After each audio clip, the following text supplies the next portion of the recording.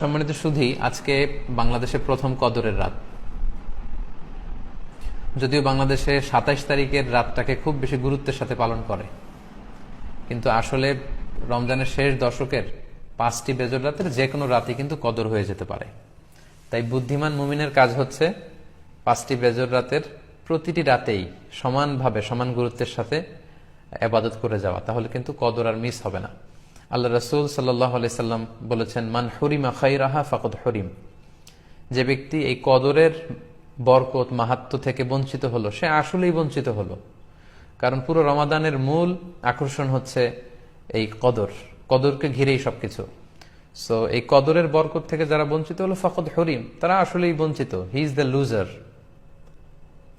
সে আসলেই বঞ্চিত। আমরা বঞ্চিত হতে চাই না, আমরা গেইনার হতে চাই, আমরা বারাকা রহমত হাসিল করে নিতে চাই। আল্লাহ রাসূল সাল্লাল্লাহু আলাইহি ওয়াসাল্লাম ইরশাদ করেছেন, ফালতামিসু ফিল আশরিল আওয়াখির মিনাল ভিতর। রমজানের শেষ 10 দিনের মানে শেষ দশকের বেজর রাতগুলোতে কদর তালাশ করো। তার মানে বাংলাদেশে আজকে থেকে শুরু হয়ে গিয়েছে। তার মানে 21-এর রাত, 23-এর রাত, 25-এর রাত, 27-এর রাত এবং 29-এর রাত, এই 5টি বেজর রাত, অড নাইটস গুলো, 5টি রাতের যে কোনো একটি রাতেই কিন্তু কদর হয়ে যেতে পারে। এবং কালামুল্লাহ মাজিদে আল্লাহ তাআলা সূরাতুল কদর নামে একটি সূরা নাজিল করেছেন, যেখানে আল্লাহ বলছেন, লাইলাতুল কদরি খায়রুম মিন আলফি শাহর। কদরের রাত 1000 মাসের চেয়ে সেরা। 1000 মাসে হয় 83 বছর 4 মাস।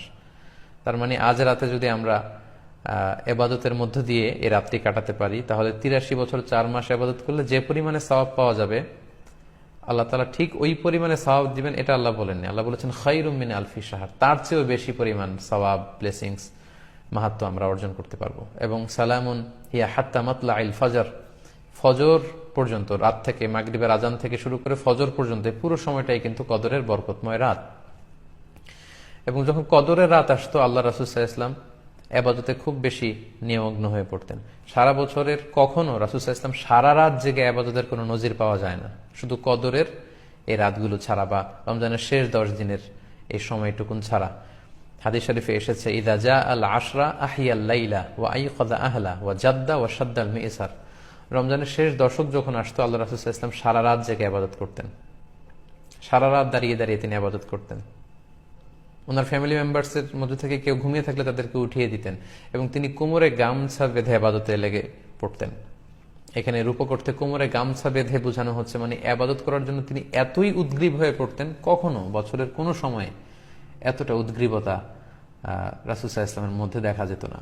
এবং আল্লাহর হাবিব সাল্লাল্লাহু আলাইহি ওয়াসাল্লাম ইরশাদ করেছেন, মান কামা লাইলাতাল কদরি ঈমানান ওয়া ইহতিসাবা গুফিরা লাহু মা তাকদ্দামা মিন যামবি। যে ব্যক্তি এই কদরের রাতে কিয়ামুল লাইল করবে, আল্লাহ তাআলা তার পূর্বের সব গুনাহ মাফ করে দিবে। তাই কদরের রাতে আপনারা বেশি বেশি কিয়াম করুন, দীর্ঘ সময় দাঁড়িয়ে নফল নামাজ পড়ুন, লম্বা সময় দাঁড়িয়ে থাকুন, লম্বা রুকু করুন, লম্বা সিজদা করুন। কারণ বান্দা যখন সিজদায় লুটিয়ে পড়ে, তখন সে আল্লাহর সবচাইতে কাছে চলে যায়। আল্লাহর হাবিব সাল্লাল্লাহু আলাইহি ওয়াসাল্লাম বলেছেন, আকরাবু মা ইয়াকুনুল আবদু মির রাব্বিহি ওয়া হুয়া সাজিদুন ফাআকসিরু ফিহি দুআ।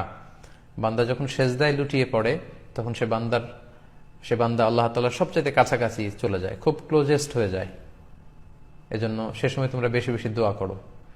তাই লম্বা কিয়াম করুন, কোরআন তেলাওয়াত করুন এবং সিজদায় পড়ে আল্লাহর কাছে দোয়া করুন।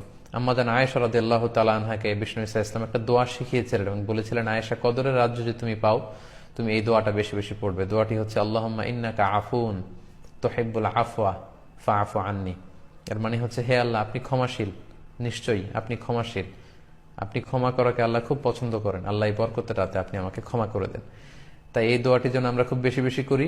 আল্লাহ রাসূল সাল্লাল্লাহু আলাইহি ওয়াসাল্লাম রমাদানের এই শেষ দশকে ইতিকাফ করতেন। প্রতি বছর তিনি ইতিকাফ করেছেন রমজানের শেষ 10 দিন, এবং যে বছর তিনি ইন্তেকাল করবেন সে বছর তিনি 20 দিন ইতিকাফ করেছিলেন। এবং আল্লাহ রাসূল সাল্লাল্লাহু আলাইহি ওয়াসাল্লামের ইন্তেকালের পরে আম্মা জান যারা বেঁচে ছিলেন, ওনারাও মসজিদে নববীতে ওনারা কিন্তু ইতিকাফ করেছেন। সম্মানিত সুধী, যেহেতু বাংলাদেশে আজকে প্রথম কদরের রাত, এজন্য কদরের বারাকা এবং মাহাত্ম্য নিয়ে আমি সামান্য কিছু রিমাইন্ডার আপনাদের সাথে শেয়ার করলাম।